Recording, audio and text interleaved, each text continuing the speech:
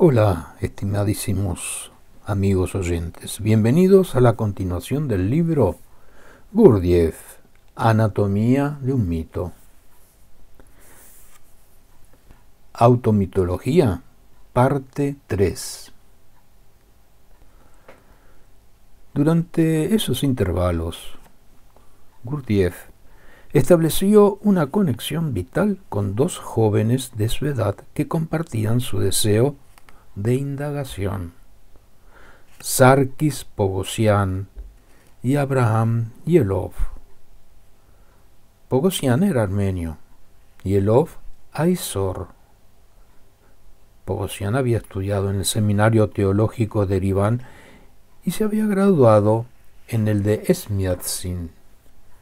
Solo tenía que casarse para que se le encomendara una feligresía, pero sentía que su situación interior no correspondía a esa condición. Yelov, vendedor de libros. Pogosyan parecía frágil y su ojo derecho, ardiente de fuego interior, estaba levemente desviado. Usaba un tímido bigote eclesiástico. Yelov estaba casi cubierto de cabellos negros. Sus pobladas cejas se unían a la barba que le rodeaba la nariz. Era fornido y esclavo de hábito de subirse los pantalones, con las manos en los bolsillos. La idiosincrasia de Pogosyan lo llevaba a experimentar conscientemente, con el movimiento físico, palmear rítmicamente, marcar el tiempo, explorar los gestos. Yelov establecía exigencias comparables, pero con su intelecto. Trabajaba con cifras y practicaba más de 20 idiomas. Los tres jóvenes, fuertemente ligados, configuraban un trío excepcional por su habilidad, intensidad y decisión. Pero la Tiflis, ciudad a la que se adaptaron, no era una academia moral. Se deslizaban como expertos por el submundo de astutos peritos traficantes de alfombras, por el quinto, vicioso de la francmasonería de los delincuentes, poetas callejeros, por el laberíntico bazar del Maidán y los dudosos baños sulfúricos del príncipe Orbeliani, por la cruel y desesperada pandilla de granujas, parásitos y tenedores de libros de triple entrada. Se decían: pongan a cocinar 7 judíos y tendrán un armenio. Necesitarán 7 armenios para obtener un aizor. En Pogosyan, el deseo de ser sacerdote se vio reemplazado curiosamente por el de ser cerrajero. Y Yelov, una prodigiosa erudición bibliográfica y filológica, corría paralela con una extrema astucia comercial. Gurdjieff superaba a ambos. Dentro del grupo de inspectores de la línea ferroviaria Tiflis-Kars, no había nada más efectivo que su capacidad previsora cuando, sabiendo de antemano por dónde pasaría el nuevo ferrocarril, se adelantaba para solicitar a los dignatarios locales de una pequeña fortuna a fin de, entre comillas, hacer el arreglo correspondiente. Si Johannas Georgiades hubiera podido ver a su hijo, o el padre Borsch y Bogaczewski a su alumno, seguramente hubieran fruncido el ceño. Pero Tiflis era así.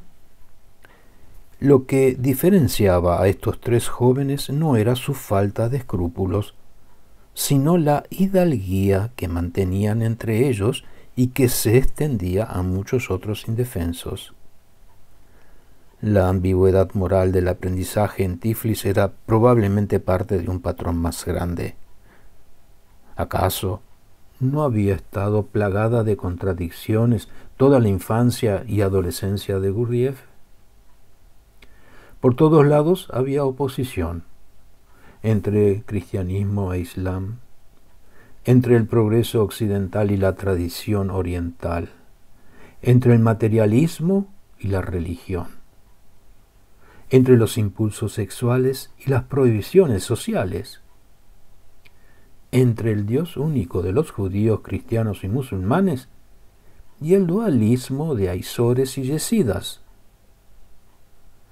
entre los sueños liberales y la reaccionaria policía secreta, entre el sentido común y los incidentes paranormales, entre las necesidades humanas vitales y el implacable medio geográfico, y entre la hermandad esencial de los hombres y la guerra. La guerra, ese proceso inaudito de destrucción recíproca. Todo esto lo había marcado, había creado en él una tensión psíquica específica, lo conmovía el sufrimiento de los otros, pero era despiadado en su propia determinación de supervivencia. Aspiraba a orientarse por la luz calma, entre comillas, del cántico del padre Borges, pero sufría arrebatos de pasión.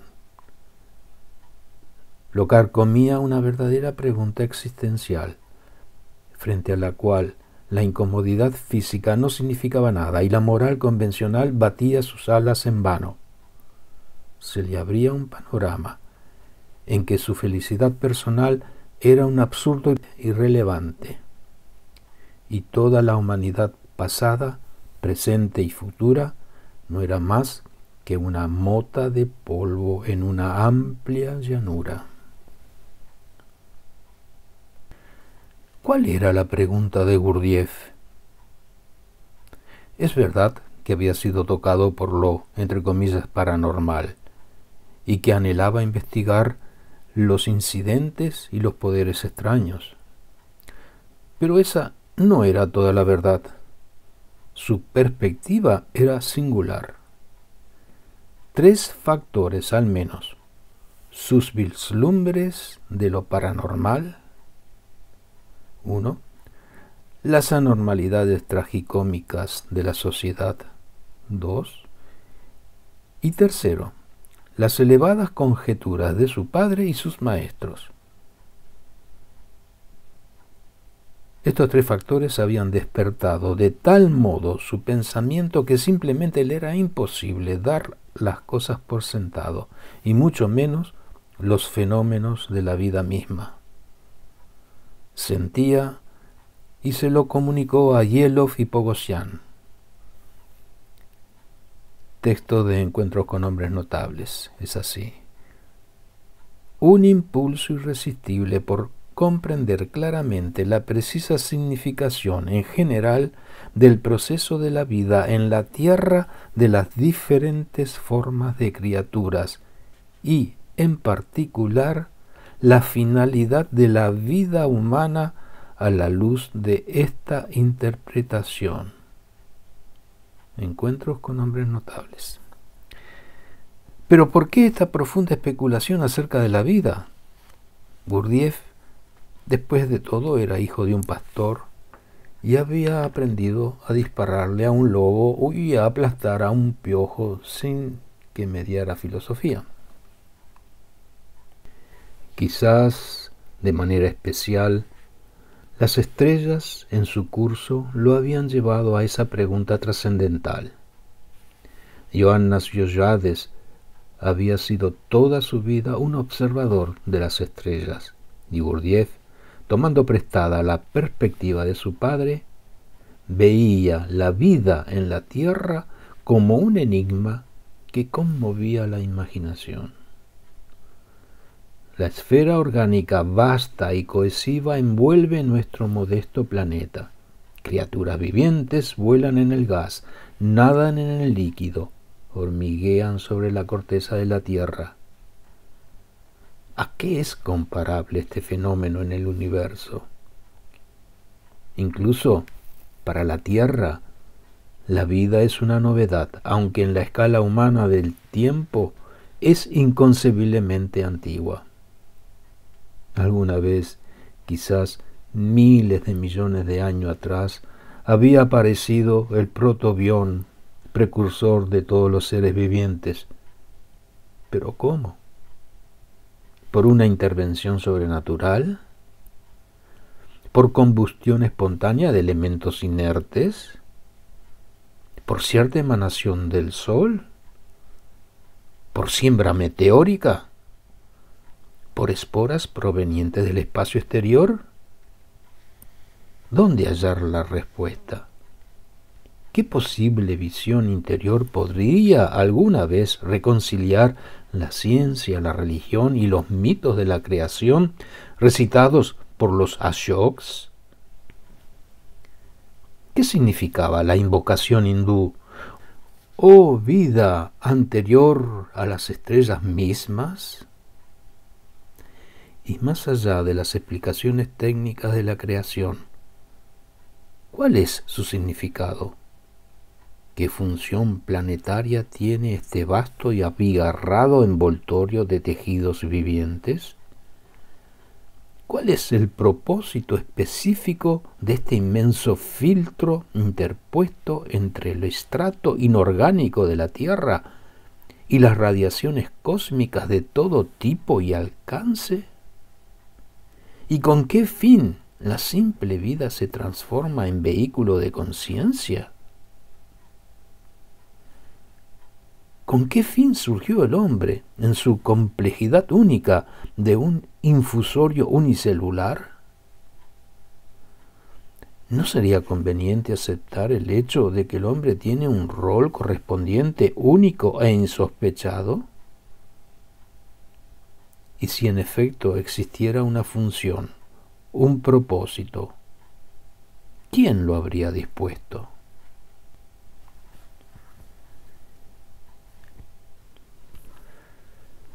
En este conjunto de atormentadoras preguntas se encuentra la fuente original que puso en marcha a Gurdjieff a través de desiertos, montañas, hacia remotos monasterios, la que lo puso y lo preparó para tolerar privaciones, peligros, condenas y exilios, la que lo llevó a ser un pivote decisivo en el rumbo de innumerables vidas y lo estableció, años después de su muerte, en la escena mundial.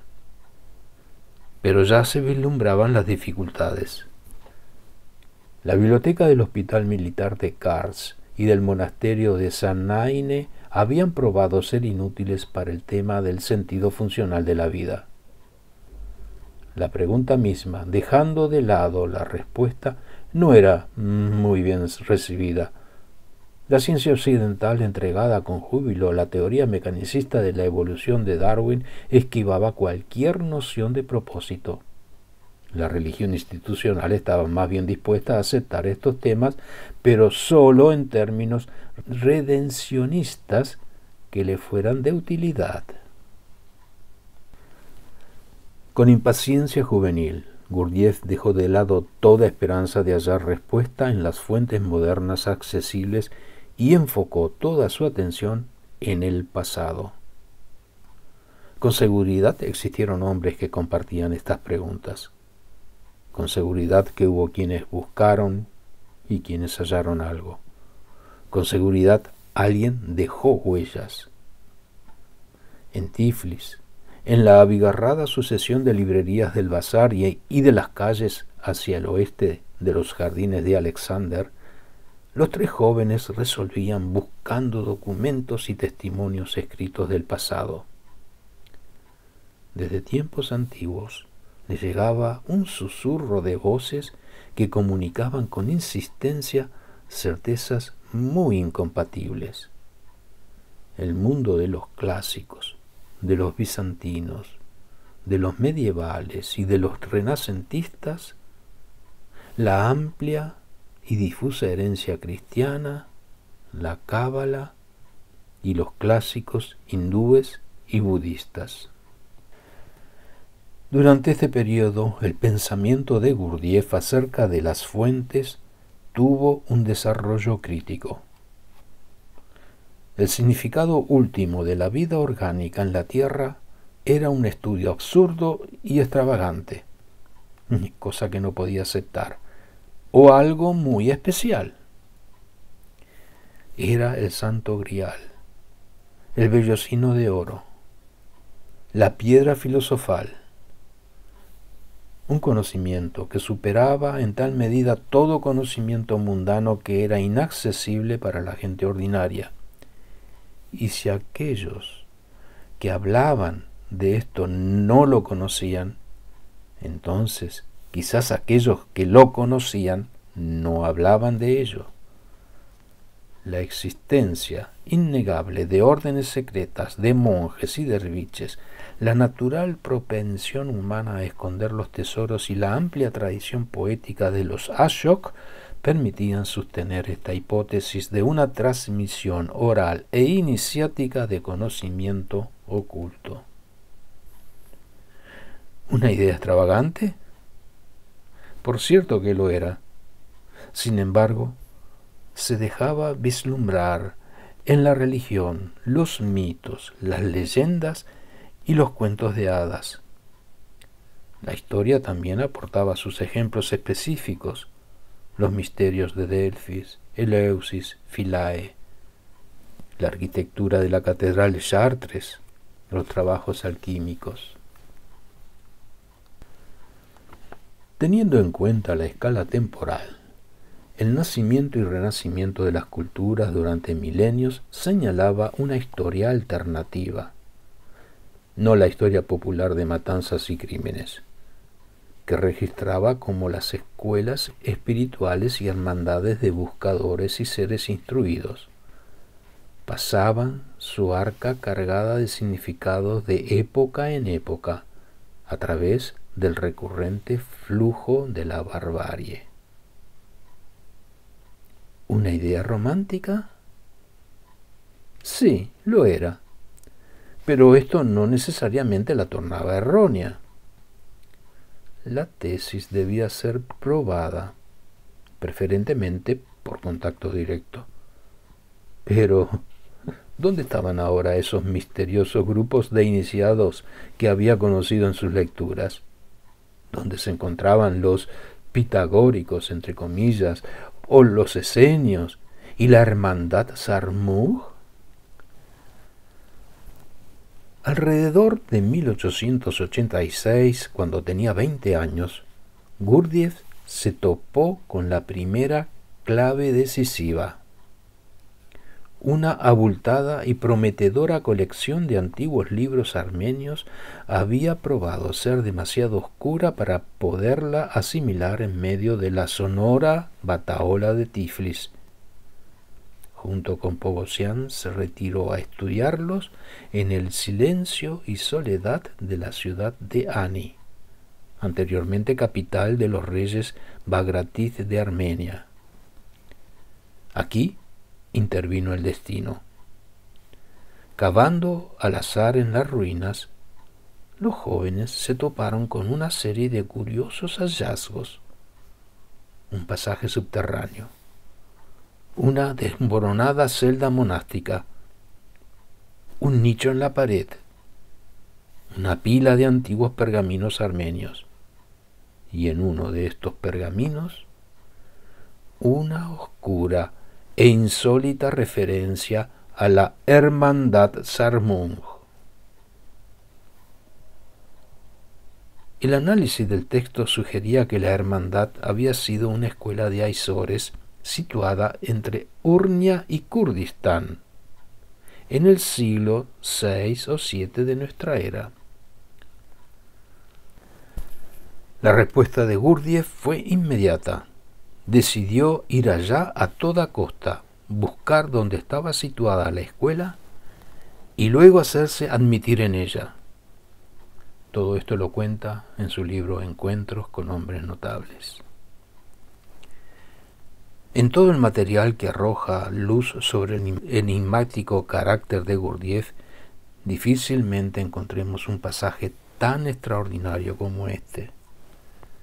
El área indicada era una amplia y extremadamente vaga. La existencia de Sarmuj era, en el mejor de los casos, dudosa, y sus huellas estaban oscurecidas por los residuos históricos de 12 siglos.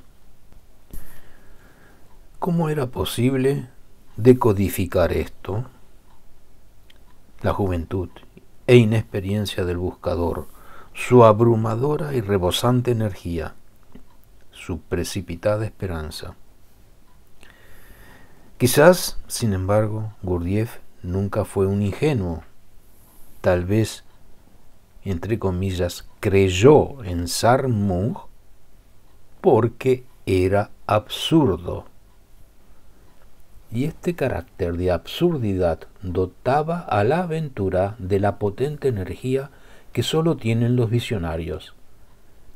Esa corriente peligrosa que prevalece donde la fe triunfa sobre la razonable vacilación y la lógica es vencida por la pasión psicológica.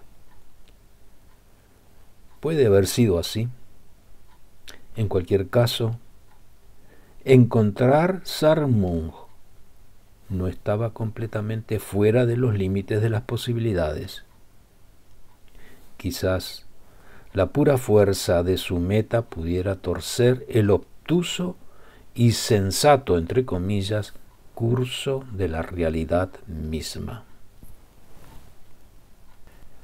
Finaliza aquí el capítulo 1 de la automitología, El despertar del pensar, periodo entre 1866 y 1886. Muchas gracias por haber escuchado.